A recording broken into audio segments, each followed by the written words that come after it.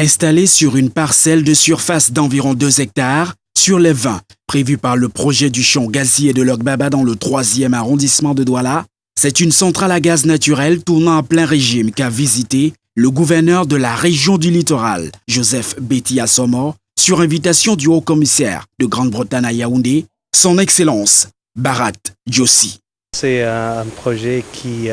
pour moi, symbolise l'évolution des relations entre le Cameroun et la Grande-Bretagne. C'est un projet qui utilise des technologies du moment actuel qui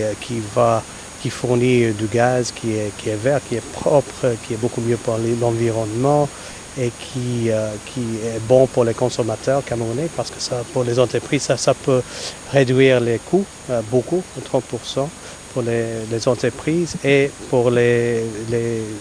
consommateurs d'électricité domestique qui vont bénéficier comme il y aura d'électricité qui est libérée. Situé précisément au lieu dit Premier Danger, dans le quartier très enclavé de Logmayangui, dans le village Logbaba, la centrale à gaz naturel de la Rodeo Development Limited,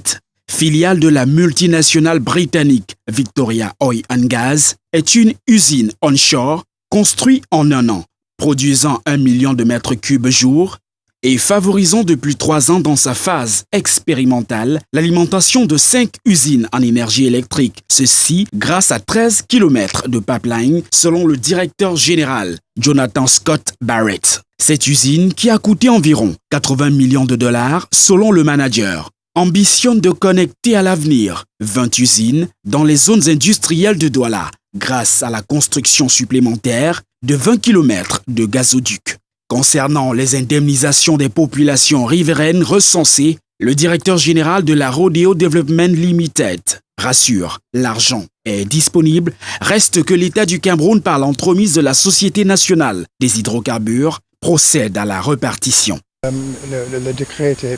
effectivement libéré maintenant, c'est officiel depuis un mois je crois. Donc ma société est en train